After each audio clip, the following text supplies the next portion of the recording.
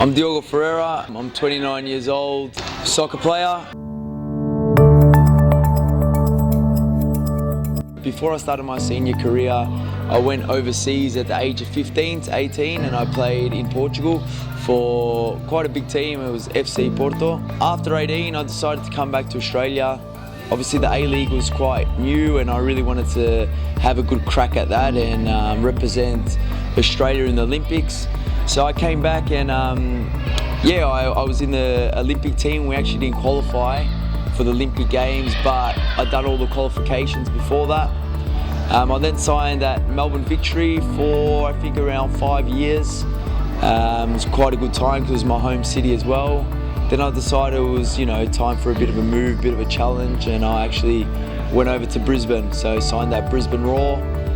Probably like a really good move for me because we won the championship that year, the premiership and the championship. So something that that will stick with me forever, I guess. After that, it was quite a good season for myself, and I ended up having a good opportunity, a good offer to go to Perth Glory. So I ended up signing over there for 2 years. After the 2 years at Perth, I really wanted a challenge in my life, challenge in my career. So I decided to go to Asia and experience life and the cultures in Asia and all that kind of stuff.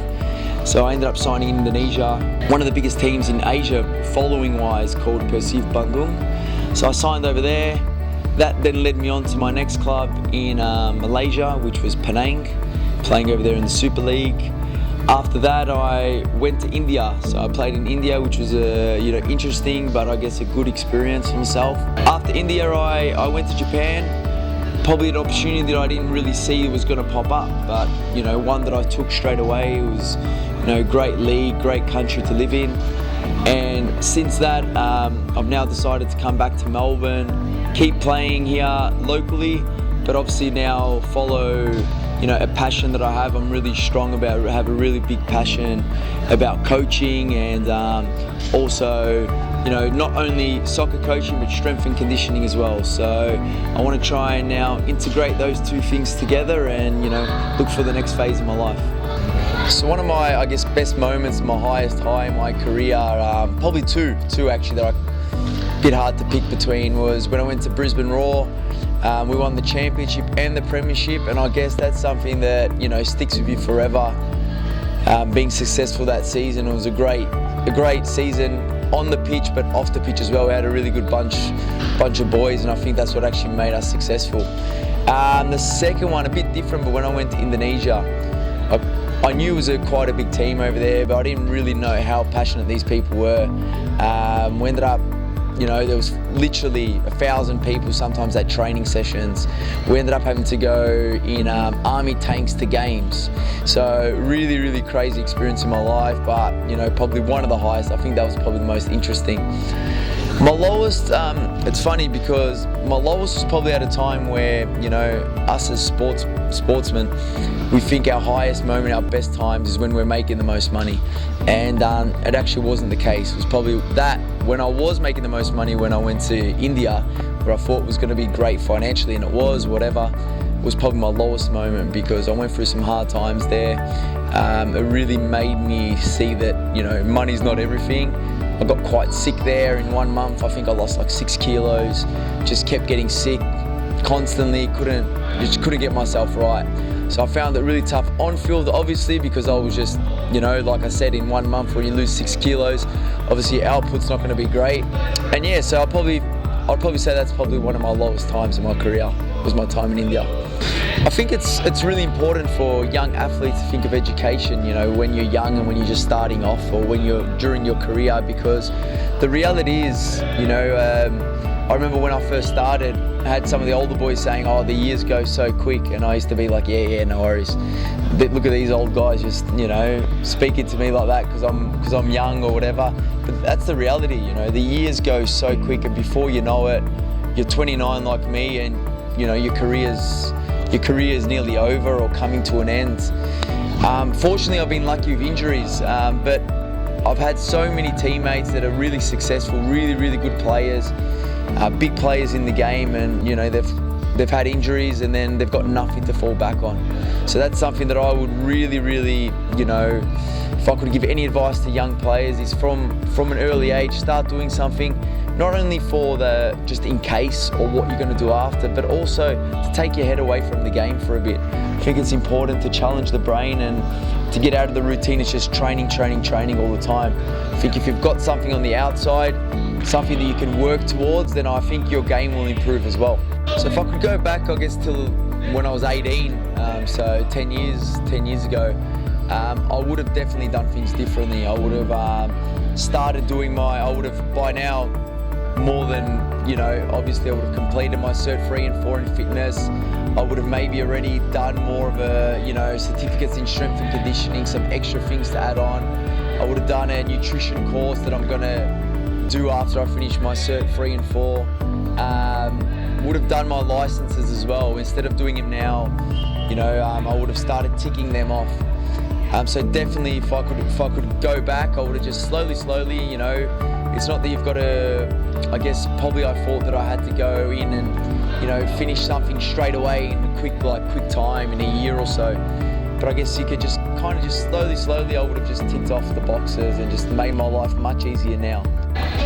The reason why I chose to go down the path of doing a fitness course is that obviously being involved in football for such a long time, I guess that's something that just comes naturally to me. I have been involved in coaching and always enjoyed that since a young age as well. So I thought, how can I integrate these two things? And by doing a fitness course with my coaching as well, I think it's, complement each other.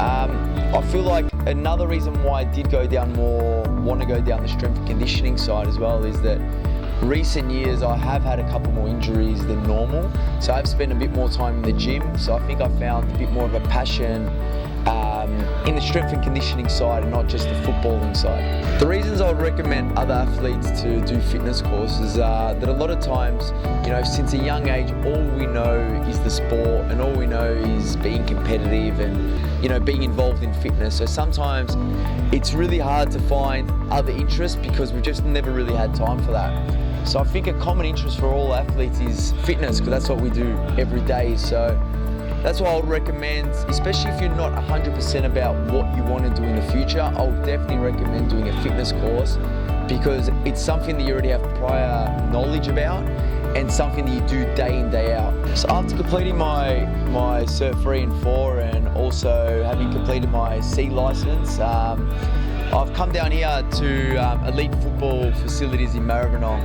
and I've just been given a great opportunity to work out of here and do some great things at this centre, which is world class.